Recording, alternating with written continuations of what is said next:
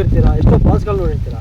ಆದರೆ ಈ ಥರ ವಿಭಿನ್ನವಾದ ಹೆಸರು ಜೋಗದಲ್ಲೇ ಕೆಪ್ ಜೋಗ ಅಂತ ಇದೆ, ಅದನ್ನು ನೋಡೋಣ ಹೇಗಿದೆ ಅಂತ.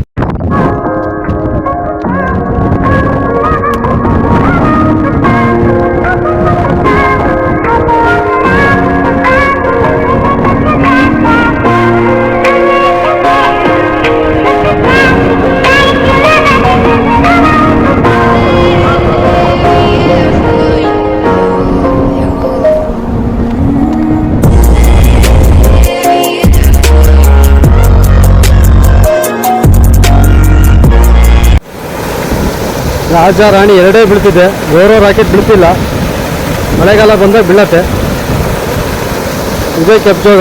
ಅವಾಗ ಇಲ್ಲಿ ತುಂಬ ಜನಗಳು ಮೀನು ಹಿಡಿಯೋದಕ್ಕೆ ಬರ್ತಿದ್ರು. ಕೆಪ್ ಜೋಗ ಅಂತ ಯಾಕೆ ಹೆಸರು ಬಂತು ಅಂದರೆ, ಅವಾಗ ಜನಗಳಿಗೆ ಇಲ್ಲಿ ಗಾಣ ಹಾಕಕ್ಕೆ ಬರ್ತಿದ್ರು. ಈ ಕಡೆ ಕೂತಿರೋ ಜನಗಳು ಗಾಣ ಹಾಕ್ತಾ, ಮತ್ತು ಈ ಕಡೆ ಕೂತಿರೋ ಜನಗಳು ಏನಾದ್ರು ಮಾತಾಡ್ಬೇಕಂತ ಜೋರ ಕೂಗ್ತಾ ಇದ್ರು. ಈ ಜಲಪಾತದ ರಭಸಕ್ಕೆ ಏನು ಸೌಂಡೇ ಕೇಳಿಸ್ತಿರಲಿಲ್ಲ. ಫಸ್ಟು ಸೌಂಡು ಬರ್ತಾಯಿತ್ತು, ಮತ್ತು ಜೋಗದ ಒಂದು ಅರ್ಧದಷ್ಟು ಇತ್ತು ಅಂತ ಹೇಳ್ತಾರೆ. ಅಷ್ಟು ಡೀಪಾಗಿತ್ತಿದ್ದು. ಮತ್ತು ಆ ಸೌಂಡಿಗೆ ತುಂಬ ಜನಕ್ಕೆ ಏನೋ ಮಾತಾಡೋದು ಕೇಳಿಸ್ತಿರಲಿಲ್ಲ. ಅದಕ್ಕೆ ಇದನ್ನು ಕೆಪ್ ಜೋಗ ಅಂತ ಹೆಸರಿತ್ತು. ಅದಕ್ಕೆ ಇದನ್ನು ಕೆಪ್ ಜೋಗ ಅಂತಾರೆ. ಕೆಪ್ ಜೋಗ ಯಾಕಂದರೆ ಕ್ರಮೇಣ ಮಣ್ಣು ಸವಕಳಿಯಾಗಿ ಮಣ್ಣು ಅಲ್ಲೇ ಬಂದು ತುಂಬಿ ಈ ಡೀಪ್ ತುಂಬ ಕಡಿಮೆ ಆಗಿದೆ. ಕಡಿಮೆ ಆಗುತ್ತೆ. 5 ರಿಂದ 6 ಅಡಿ ಇರ್ಬೋದು ಮ್ಯಾಕ್ಸಿಮಮ್, ಅಷ್ಟು ಉಳಿದಿದೆ.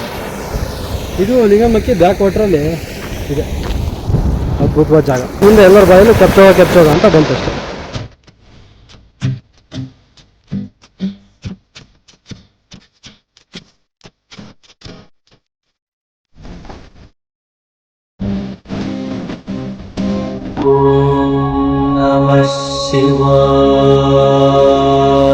ತಪಸ್ ಮಾಡ್ತೀನಿ ಅನ್ಕೊಂಡ್ರ?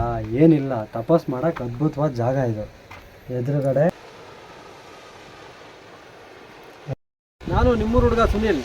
ವಿಡಿಯೋ ಇಷ್ಟ ಆಗಿದ್ರೆ ಶಿವಮೊಗ್ಗ ಮಲ್ನಾಡ್ ಟ್ರಾವೆಲರ್ ಯೂಟ್ಯೂಬ್ ಚಾನಲ್ಗೆ ಲೈಕ್ ಮಾಡಿ, ಶೇರ್ ಮಾಡಿ, ಸಬ್ಸ್ಕ್ರೈಬ್ ಮಾಡಿ. ಈ ವಿಡಿಯೋ ಇಷ್ಟ ಆದರೆ ಬೆಲ್ ಐಕನ್ಟೆ ಹೊಡೀರಿ. ನೆಕ್ಸ್ಟ್ ವಿಡಿಯೋದಲ್ಲಿ ಮತ್ತೆ ಸಿಗೋಣ. ಬಾಯ್ ಬಾಯ್.